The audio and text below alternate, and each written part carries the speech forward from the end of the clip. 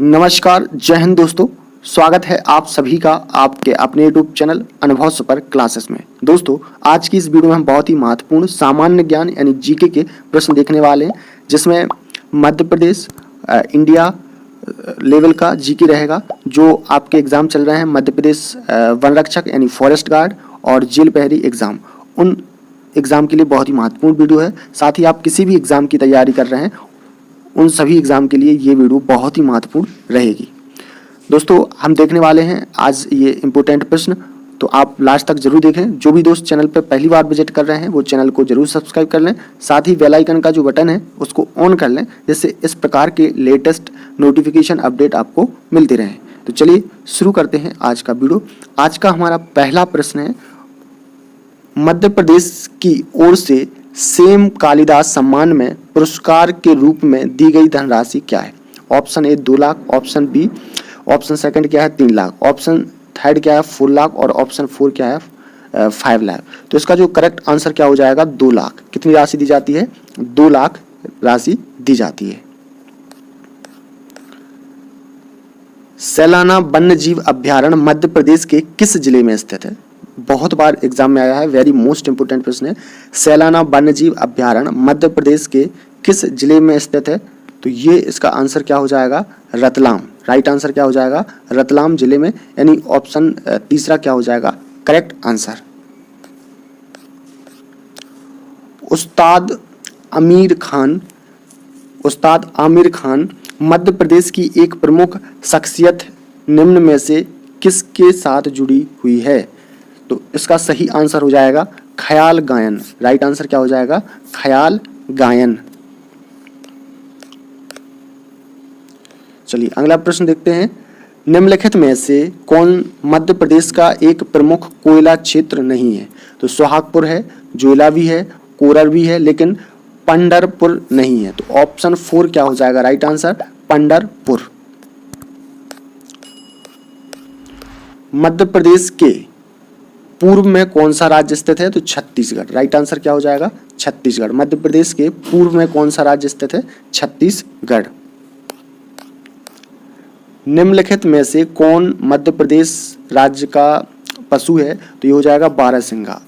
Correct answer क्या हो जाएगा? बारहसिंगा। मध्य प्रदेश का राज्य पशु कौन सा है? बारहसिंगा। मध्य प्रदेश का पहला एक्सप्रेस वे निम्नलिखित में से किस राजमार्ग पर बनाया गया है? तो ये बनाया गया है इंदौर भोपाल। करेक्ट आंसर क्या हो जाएगा? इंदौर भोपाल राज्य पर मध्य प्रदेश का पहला एक्सप्रेस वे बनाया गया है। बेतवा नदी पर निम्नलिखित में से कौन सा बांध नहीं बनाया गया है? तो ये बाणसागर बांध नहीं बनाया गया है। तो ऑप्शन 4 क्या हो जाएगा राइट? बाणसागर बांध। बाणसागर बांध दोस्तों कमेंट बॉक्स में कमेंट करके बताएं कि किस नदी पर बनाया गया है। अगला प्रश्न है, मध्य प्रदेश में पंचवर्षीय योजना का विधिवत एवं वास्तविक शुभारंभ माना जाता है? वेरी मोस्ट इंपोर्टेंट प्रश्न है, और ये अभी किसी शिफ्ट में पूछा भी गया है शायद। ठीक है, तो मध्य प्रदेश में पंचवर्षीय योजना का विधिवत एवं वास्तविक शुभारंभ माना जाता है तो 11 नवंबर 1956 से। राइट आंसर क्या हो जाएगा? 11 नवंबर 1956 से प्रारंभ माना जाता है। अगला प्रश्न है, मध्य प्रदेश का एकमात्र हिल स्टेशन पचमढ़ी कहाँ स्थित है?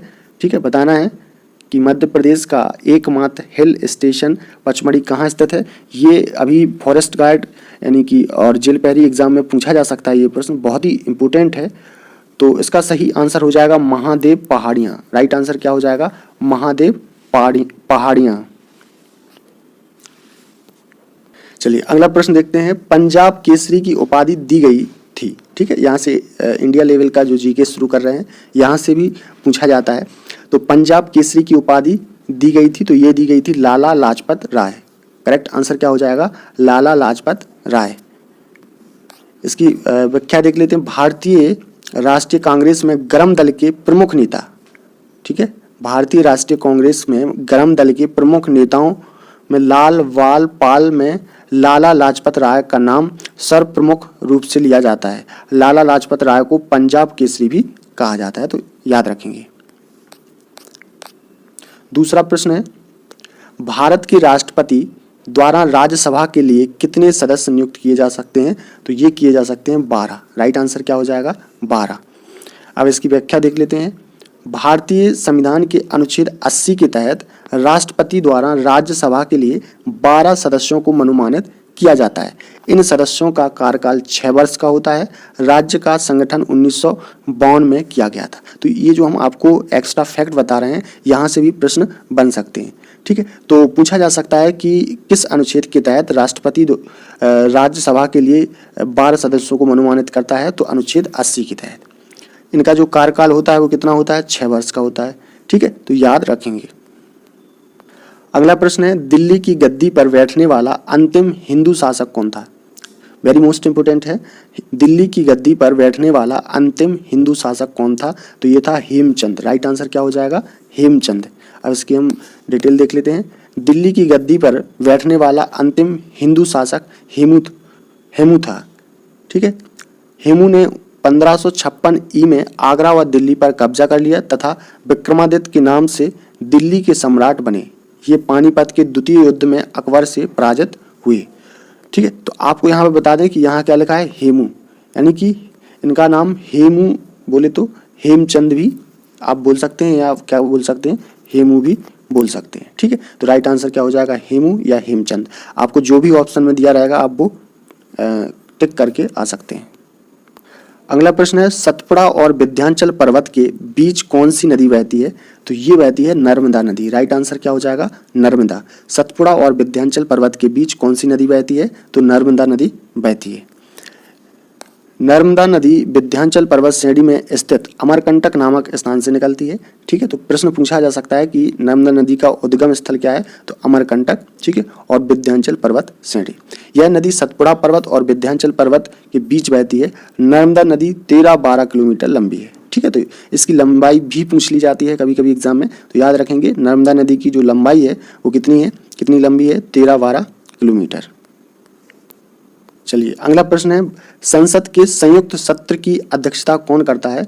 तो ये करता है लोकसभा अध्यक्ष। राइट आंसर क्या हो जाएगा? लोकसभा अध्यक्ष।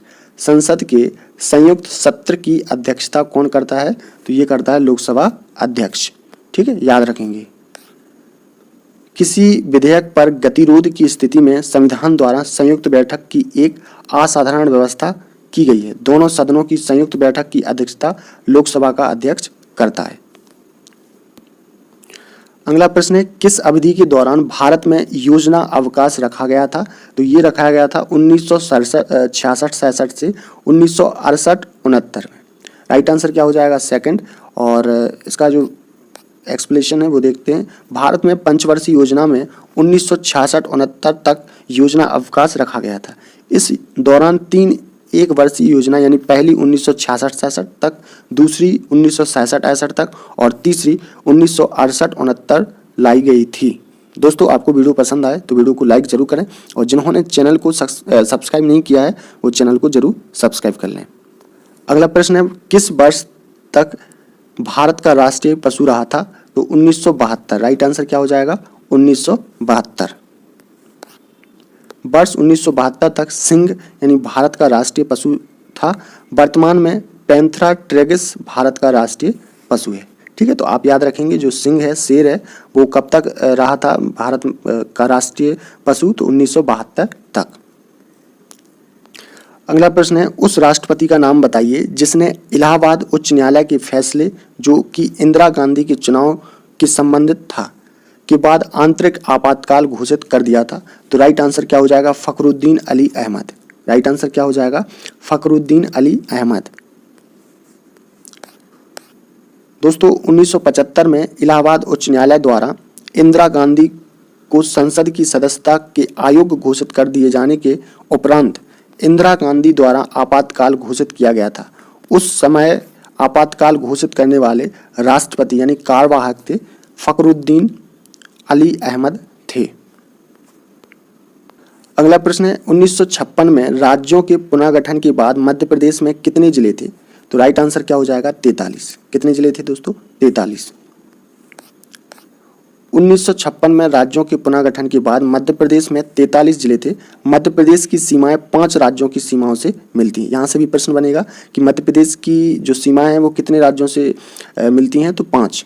इसके उत्तर में क्या था, उत्तर प्रदेश, पूर्व में छत्तीसगढ़, दक्षिण में महाराष्ट्र और पश्चिम में गुजरात तथा उत्तर पश्चिम में राजस्थान है। तो मध्य प्रदेश में हीरे और तांबे का सबसे बड़ा भंडार है।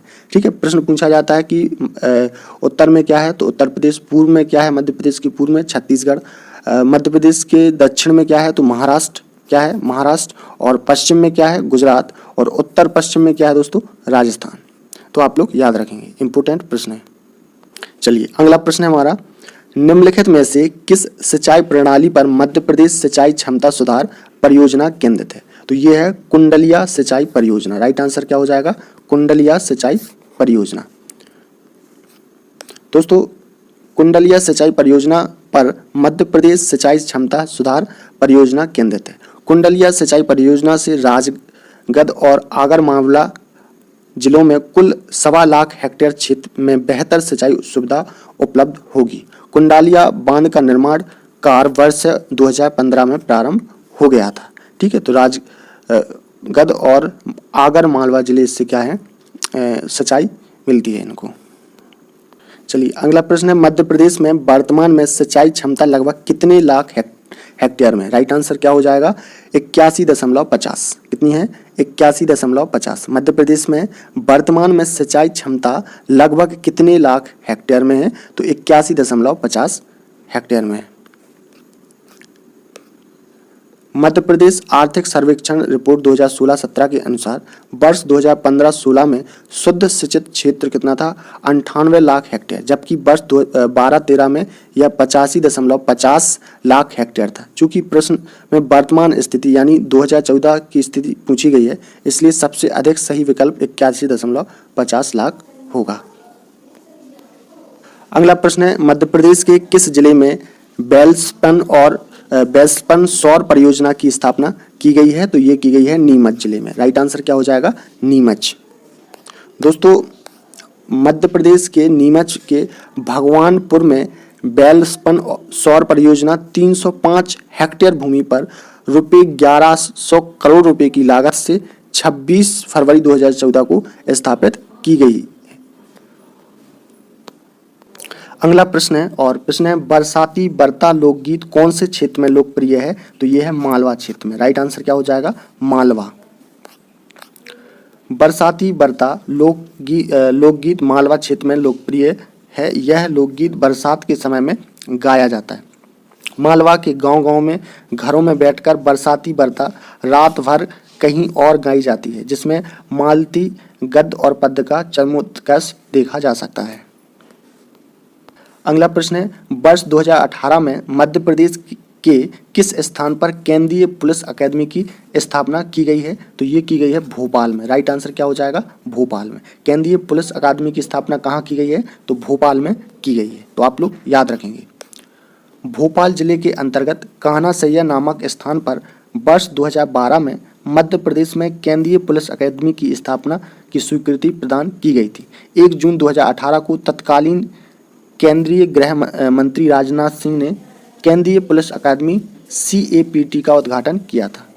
केंद्रीय पुलिस अकादमी भोपाल में राज्य एवं केंद्रीय पुलिस के अधिकारियों को प्रशिक्षण प्रदान किया जाता है। वर्तमान इस अकादमी के डायरेक्टर IPS पवन श्रीवास्तव हैं। चलिए अगला प्रश्न देखते हैं, और प्रश्न है हमारा, केंद्रीय मंत्रिमंडल में राज्य मंत्री फग्गन सिंह कुलस्ते मध्य प्रदेश में किस संसदीय क्षेत्र का प्रतिनिधित्व करते हैं, तो ये करते हैं मंडला का। राइट आंसर क्या हो जाएगा, मंडला।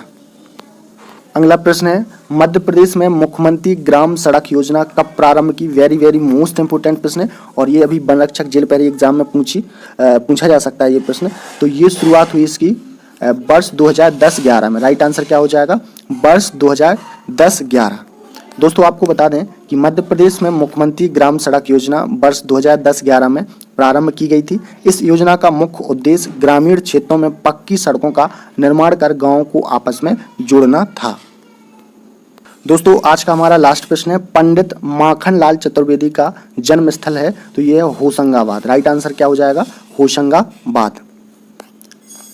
हिंदी के सुप्रसिद्ध कवि, लेखक एवं पत्रकार पंडित माखनलाल चतुर्वेदी का जन्म 4 अप्रैल 1889 को होशंगाबाद के बावई में नंदलाल चतुर्वेदी के घर हुआ था, जबकि निधन 30 जनवरी 1968 को भोपाल में हुआ था। तो माखनलाल चतुर्वेदी जो यूनिवर्सिटी है वो कहाँ पे, भोपाल में।